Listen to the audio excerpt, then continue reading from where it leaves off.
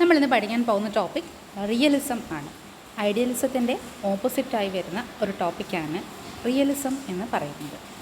Realism is an approach to the study of international politics that explains and interprets world politics in terms of power. പവറിൻ്റെ അടിസ്ഥാനത്തിൽ international പൊളിറ്റിക്സിനെ പഠിച്ച ഒരു തിയറിയാണ് എന്ത് realism എന്ന് പറയുന്നത്. റിയലിസത്തിന് നമുക്ക് associate ചെയ്യുകയാണെങ്കിൽ Kautilya, Machiavelli, Hobbes, these are thinkers associated with realism. But the most important among them is none other than Hans J. Morgenthau. He is considered as the father of realism. Hans J മൊർഗൻതോയാണ് ഏറ്റവും അധികം റിയലിസത്തെ പറ്റി പറഞ്ഞിട്ടുള്ളത്.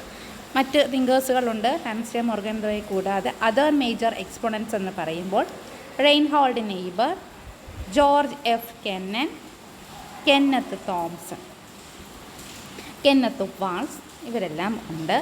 Realism ഐഡിയലിസത്തിന് ഓപ്പോസിറ്റായി develop ചെയ്തപ്പോൾ തീർച്ചയായും നമുക്കറിയാം realism develop ചെയ്ത time എന്ന് പറയുന്നത് സെക്കൻഡ് വേൾഡ് വാറിന് ശേഷമാണ്. It has been the most dominant school of thought in post-Second World War international relations. And it again continues to have relevance in contemporary world politics. Post-Second World Warന് ശേഷം develop ചെയ്ത തിങ്ങാണ്. പക്ഷേ അതിനുശേഷവും ഇന്നും international പൊളിറ്റിക്സിൽ dominate ചെയ്യുന്ന ഒന്നാണ് എന്ത് realism എന്നുള്ള ആ കോൺസെപ്റ്റ്. റിയലിസത്തിൻ്റെ ഏറ്റവും പ്രമുഖനായ എക്സ്പോണൻ്റാണ് Hans J Morgenthau. Realist primarily emphasise on national interest, power politics and the security and centrality of the nation state. Power politics, national interest, ഒരു നേഷൻ്റെ ഇൻട്രസ്റ്റിനെയാണ് നമ്മൾ നാഷണൽ ഇൻട്രസ്റ്റ് എന്ന് വിളിക്കുന്നത്.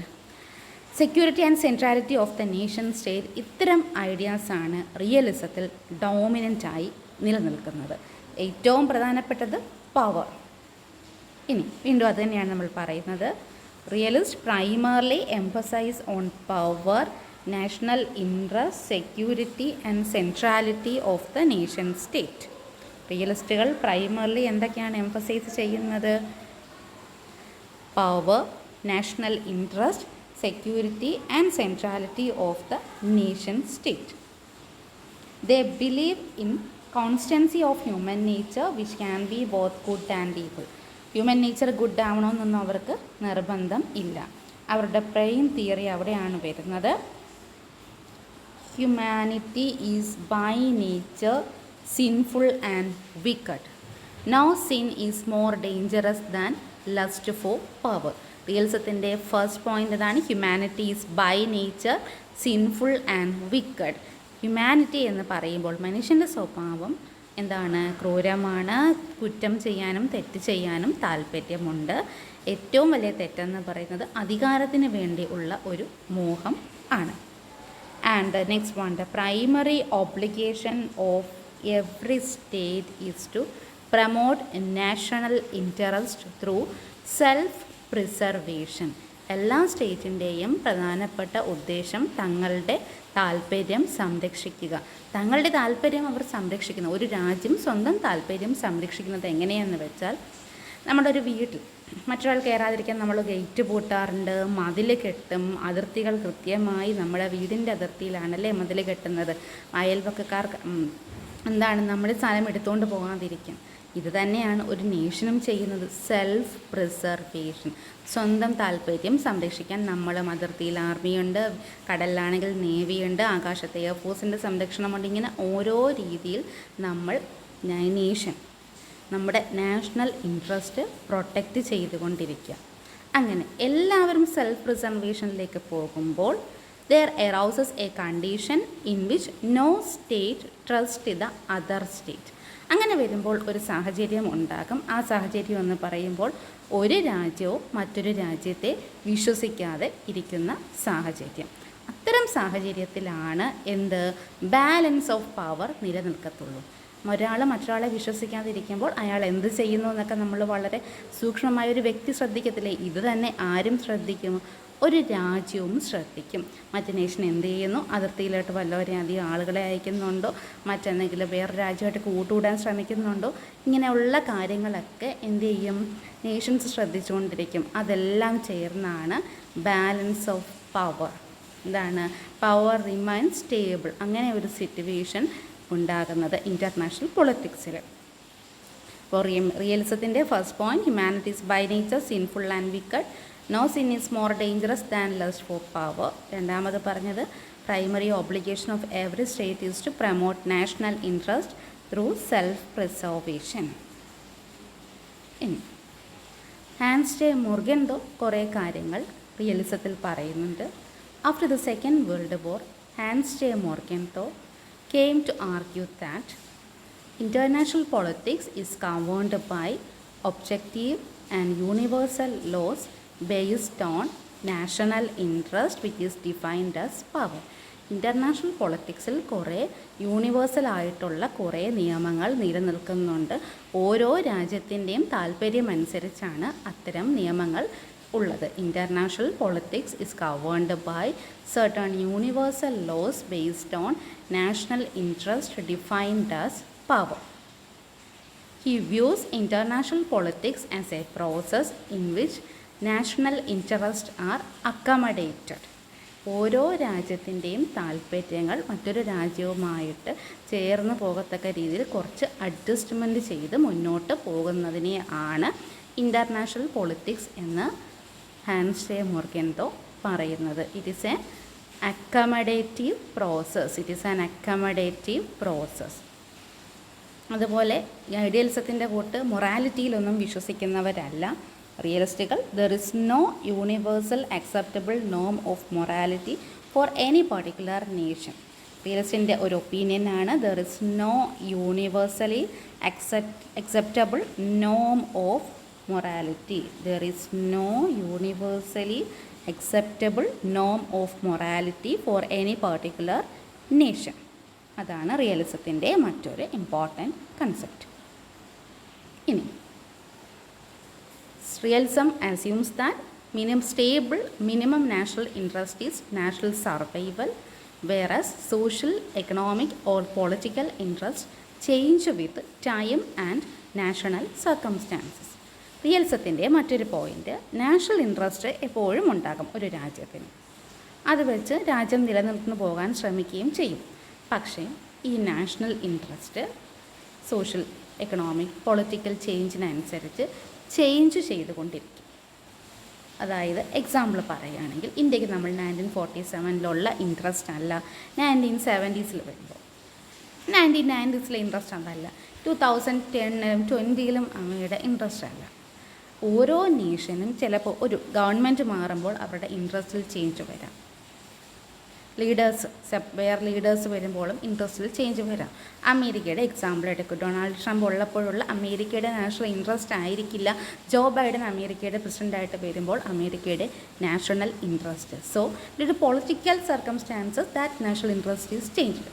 ചിലപ്പോൾ നമുക്ക് എക്കണോമിക് സർക്കംസ്റ്റാൻസസ് കൊണ്ടും നമ്മുടെ ഇൻട്രസ്റ്റ് ചേഞ്ച് ചെയ്യണം.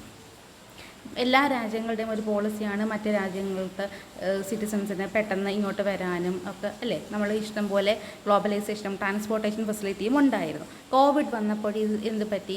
ഈ സോഷ്യൽ എക്കണോമിക് സിറ്റുവേഷൻ ചേഞ്ച് ചെയ്തു. There also the national interest of the nation also changed. അങ്ങനെ വന്നപ്പോൾ എന്ത് പറ്റി? നേഷൻ്റെ നാഷണൽ ഇൻട്രസ്റ്റും ചേഞ്ച് ചെയ്തുകൊണ്ടിരിക്കുന്നു. അപ്പം ഓരോ നേഷനും ഒരു സ്റ്റേബിൾ ഇൻട്രസ്റ്റ് ഉണ്ട്. But due to social circumstances, political circumstances, economic circumstances, it will change. മറ്റൊന്ന് റിയലിസം നേരത്തെ പറഞ്ഞതാണ്. Realism refuse to identify the moral aspirations of a particular nation with the moral laws that govern the universe. ഈ ലോകത്ത് നിലനിൽക്കുന്ന കുറച്ച് നന്മ, സാഹോദര്യം, സ്നേഹം, ഇത്തരം ഐഡിയൽസ് ഒന്നും തന്നെ റിയലിസ്റ്റുകൾ ബിലീവ് ചെയ്യുന്നില്ല. They did not identify such moral things regarding the behaviour of a nation. ഒരു നേഷൻ അന്യായമായി മറ്റൊരു നേഷനെ ആക്രമിക്കാൻ പാടില്ല. ഇത്തരം കാര്യങ്ങൾ ഒന്നും തന്നെ റിയലിസ്റ്റുകൾ ബിലീവ് ചെയ്തിരുന്നില്ല. അതാണ് they refused to identify the moral aspirations of a particular nation with the moral laws that govern the universe. ഒരു മോറൽ ലോയും ഒരു നേഷൻ, ഒരു മൊറാലിറ്റിയും ഒരു നേഷൻ നോക്കണ്ട. കാരണം ഇൻഡിവിജ്വലും ഫ്രീ ആണ് മൊറാലിറ്റിയിൽ നിന്നും, നേഷനും ഫ്രീ ആണ് മൊറാലിറ്റിയിൽ നിന്നും. ആരുടെ കോൺസെപ്റ്റ് അനുസരിച്ച്? റിയലിസ്റ്റുകളുടെ കോൺസെപ്റ്റ് അനുസരിച്ച്. അതുപോലെ universal moral principle cannot be applied to state action. ഒരു സ്റ്റേറ്റ് ചെയ്യുന്ന പ്രവൃത്തിയിൽ ഇത്തരം മൊറാലിറ്റി ഒന്നും ഒരാളും അപ്ലൈ ചെയ്യേണ്ട. എന്ന് പറഞ്ഞാൽ വാർ ചെയ്യാൻ, ഒരു യുദ്ധം നടത്താൻ, മറ്റൊരു രാജ്യത്തെ പിടിച്ചടക്കാൻ, അവിടുത്തെ ജനങ്ങളെ ഉപദ്രവിക്കാനും ഒക്കെ ഉള്ള ഒരു ഇൻഡയറക്റ്റ് ആയിട്ടുള്ള ഒരു അറ്റംപ്റ്റാണ് അല്ലേ റിയലിസം എന്നുള്ള തിയറി എന്ന് പറയുന്നത്. ഐഡിയലിസ്റ്റുകളെ പോലെ യുദ്ധം സ്റ്റോപ്പ് ചെയ്യണം എന്നുള്ളതല്ല, കുറച്ചും കൂടെ പവർ എങ്ങനെ കോൺസെൻട്രേറ്റ് ചെയ്യാം, കൂട്ടാം, എങ്ങനെയായാലും എക്കണോമിക് മീൻസ് വഴിയാണെന്നും പൊളിറ്റിക്കൽ മീൻസ് വഴിയാണെന്നും പവർ എങ്ങനെ കൂട്ടാം, ഇത്തരമുള്ള കാര്യങ്ങളാണ് റിയലിസം പറയുന്നത്. Universal moral principle cannot be applied to state action. അതിനെല്ലാം കൂടെ ചേർത്ത് നമ്മൾ 3 പ്രപ്പോസിഷൻസ് ആയിട്ട് വേണമെങ്കിൽ പറയാം. സ്റ്റേറ്റ് ആർ ഓട്ടോണമസ് ആക്ടേഴ്സ് അല്ലേ. സ്റ്റേറ്റ് ഓട്ടോണമസ് ആയിട്ടുള്ള ഒരു ഇൻഡിവിജ്വലിനെ പോലെയാണ്, ഒരു റാഷണൽ ഇൻഡിവിജ്വലിനെയാണ്. സ്റ്റേറ്റിൻ്റെ പ്രധാനപ്പെട്ട ഉദ്ദേശം seeking national interest. The behaviour of A state is just like the behaviour of A human being. ഒരു സ്റ്റേറ്റിൻ്റെ ബിഹേവിയർ എപ്പോഴും ഒരു ഹ്യൂമൻ ബീങ്സിൻ്റെ ബിഹേവിയർ പോലെ സിമിലർ ആയിരിക്കും. സ്റ്റേറ്റിനെ എല്ലാ സ്റ്റേറ്റുകളെയും കൺട്രോൾ ചെയ്യാൻ പ്രത്യേകിച്ച് ഒരു ഏജൻസിയുടെ ആവശ്യമില്ല എന്നാണ് റിയലിസ്റ്റുകൾ ബിലീവ് ചെയ്യുന്നത്. They did not believe in a centralised agency for controlling the state. അതായത് ഇൻ്റർനാഷണൽ ഓർഗനൈസേഷൻസുകളെ ഒന്നും വളരെയധികം അത്ര ഡിപ്പെൻഡ് ചെയ്യേണ്ട എന്നുള്ള ഒരു മീനിങ് ആണ് റിയലിസം അവിടെ പറയുന്നത്. അത് തന്നെ വീണ്ടും പറയുന്നു, international organisations and other bodies fully play and subordinate role regarding the core policies of the state. ഒരു രാജ്യത്തിൻ്റെ പ്രധാനപ്പെട്ട നയങ്ങളിലൊന്നും ഇൻ്റർനാഷണൽ ഓർഗനൈസേഷൻ ഇടപെടാൻ പാടില്ല. ഇൻ്റർനാഷണൽ ഓർഗനൈസേഷനൊക്കെ നമ്മൾ സ്കോപ്പിൽ പഠിച്ചിട്ടുണ്ട്. UNO, WTO ഉണ്ട്. മൾട്ടിനാഷണൽ കോർപ്പറേഷൻസ് MNCകൾ ഇടപെടാൻ പാടില്ല. പിന്നെ സുപ്രാനാഷണൽ ബോഡീസ് എന്ന് പറയുന്നത് those bodies other than state, ഇപ്പം SAARC, South Asian Association for Regional Cooperation, ASEAN, Association of Southeast Asian Nations, European Union. These are supranational bodies. These bodies should not interfere in the core policies of the state. സ്റ്റേറ്റിൻ്റെ പ്രധാനപ്പെട്ട നയങ്ങളിൽ ഇവയൊന്നും ഇടപെടാൻ പാടില്ല എന്നാണ് റിയലിസ്റ്റുകൾ പറയുന്നത്. Because the important thing or the important aim of the state is always to maximize the power and preserve their autonomy. എപ്പോഴും സ്റ്റേറ്റിൻ്റെ ഉദ്ദേശം എന്ന് പറയുന്നത് പവർ മാക്സിമൈസ് ചെയ്യുക, തങ്ങളുടെ ഓട്ടോണമി, തങ്ങൾ ഒറ്റയ്ക്ക് നിൽക്കാനുള്ള, സ്വതന്ത്രമായി നിൽക്കാനുള്ള തങ്ങളുടെ കാര്യത്തെ സപ്പോർട്ട് ചെയ്തുകൊണ്ട് ഇരിക്കുക. അതുകൊണ്ട് തന്നെ ഒരു ഇൻ്റർനാഷണൽ ഓർഗനൈസേഷൻസോ മറ്റേതൊരു സെൻട്രൽ ബോഡിയോ ഗവേണിംഗ് ബോഡിയോ ഒന്നും സ്റ്റേറ്റിനെ ഇൻ്റർഫിയർ ചെയ്യാൻ പറ്റില്ല. State is autonomous. അതാണ് 3 പോയിന്റിലും കൂടെ റിയലിസ്റ്റുകൾ പറയുന്നത്.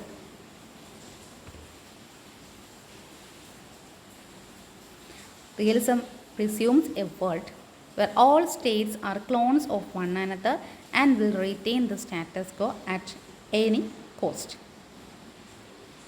Totalitarian, revolutionary, underdeveloped and failed state, transnational organizations, intergovernmental bodies or non-governmental organizations are all outside the neo-realist framework, supposedly playing a peripheral role in central power politics of nation state. ഈ 2 sentence എന്ന് പറയുന്നത് അതിൻ്റെ ക്രിറ്റിസിസത്തിലേക്കാണ് വിരൽ ചൂണ്ടുന്നത്. Criticism നിങ്ങൾ തന്നെ വായിച്ച് പഠിക്കേണ്ടതാണ്. എങ്കിലും പറയുന്നു, റിയലിസം എന്ന് പറയുമ്പോൾ സ്റ്റേറ്റിൻ്റെ പവർ എന്നുള്ള ആ ഒരു രീതി കൊണ്ട് തന്നെ അത് എല്ലായ്പ്പോഴും വർക്ക് ചെയ്യണമെന്നില്ല. മറ്റൊന്ന്, റവല്യൂഷണറി സ്റ്റേറ്റുകളെ പറ്റി, സ്റ്റേറ്റ് കംപ്ലീറ്റ് ആയിട്ട് സ്റ്റേറ്റ് ആകാത്ത ഓർഗനൈസേഷൻസ് ഉണ്ട്. പിന്നെ ഇൻ്റർ ഗവൺമെൻറ്റൽ ബോഡീസ്, അതാണ് നമ്മുടെ ASEAN, SAARC തുടങ്ങിയ ബോഡീസ്. ഇവയെപ്പറ്റി ഒന്നും തന്നെ റിയലിസം ഒന്നും പറഞ്ഞിട്ടില്ല. These are all outside the framework. റിയലിസത്തിൻ്റെ ഫ്രെയിംവർക്കിൽ ഇല്ലാത്ത കാര്യങ്ങളാണ്, അത് റിയലിസത്തിൻ്റെ ഒരു ക്രിറ്റിസിസവുമാണ്. രണ്ടാമത് യൂറോ സെൻട്രിസിസമാണ്. യൂറോപ്യൻ നേഷൻസിനെ സപ്പോർട്ട് ചെയ്യുന്ന ഒരു തിയറി ആയിട്ടാണ് നമ്മൾ എന്തിനെ കാണുന്നത്, റിയലിസത്തെ കാണാൻ സാധിക്കുന്നത്. It has been considered as elitist, anti-democratic and concerned with protecting great power status quo. Great പവേഴ്സിനെ സൃഷ്ടിച്ച് അവരെ മെയിൻറ്റെയിൻ ചെയ്യുക എന്നുള്ള ഒരു കാര്യത്തിന് വേണ്ടി ഫോർമുലേറ്റ് ചെയ്തതാണ് റിയലിസ്റ്റ് തിയറി എന്നുവരെയും ക്രിറ്റിസിസം ഉണ്ട്. മറ്റൊരു ക്രിറ്റിസിസം എന്ന് പറയുമ്പോൾ എന്താണ്, realism implies that nothing changes, ഒന്നും ചേഞ്ച് ചെയ്യില്ല എന്നാണ് റിയലിസം ബിലീവ് ചെയ്യുന്നത്. ഹ്യൂമൻ നേച്ചർ എപ്പോഴും എന്താണ്, സ്റ്റേബിൾ ആയിരിക്കും. ഹ്യൂമൻ നേച്ചറിൻ്റെ ഉദ്ദേശം എന്താണ്, അൺഎൻഡിങ് ക്വസ്റ്റ് ഫോർ പവർ ആണ്. പക്ഷേ പുതിയ ഡെവലപ്മെൻറ്റ്സ് ഒക്കെ ഉണ്ടാകുമ്പോൾ സ്റ്റേറ്റും ഹ്യൂമൻ നേച്ചറും ഒക്കെ ചെറിയ ചെറിയ ചേഞ്ചുകളിലേക്ക് വന്നിട്ടുണ്ട്. ഇത്തരം ചേഞ്ചൊന്നും റിയലിസ്റ്റുകൾക്ക് അഡ്രസ്സ് ചെയ്യാൻ പറ്റിയിട്ടില്ല.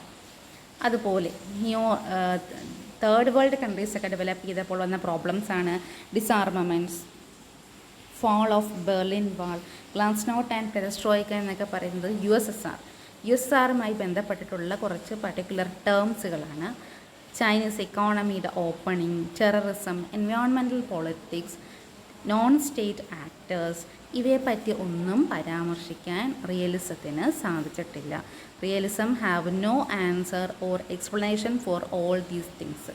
തേർഡ് വേൾഡ് വാർ, USSRൻ്റെ എന്താണ് ഫാള്, ചൈന ഒരു കമ്മ്യൂണിസ്റ്റ് കൺട്രിയിൽ നിന്നും എന്താണ് ഒരു ഗ്ലോബലൈസേഷൻ വന്നപ്പോൾ കംപ്ലീറ്റ്ലി ഓപ്പൺ ചെയ്തു ചൈന, അല്ലേ, ബാക്കിയുള്ള രാജ്യക്കാർക്ക് വേണ്ടി. ഇത്തരത്തിലുള്ള ചേഞ്ച് റിയലിസത്തിൻ്റെ അഭിപ്രായത്തിൽ ആദ്യം തൊട്ട് തന്നെ ഉള്ള ചേഞ്ചൊന്നും ഉണ്ടാവില്ല. Same is an character of the nation. പക്ഷേ nations change according to certain important things. ആ ചേഞ്ചിനെ ഒന്നും അഡ്രസ്സ് ചെയ്യാൻ റിയലിസത്തിന് സാധിച്ചിട്ടില്ല എന്നുള്ളതും റിയലിസത്തിൻ്റെ ഒരു ഇമ്പോർട്ടൻറ്റ് ക്രിറ്റിസിസം ആണ്. ഇത്രയാണ് റിയലിസത്തിൻ്റെ പറ്റി പഠിക്കാനുള്ളത്.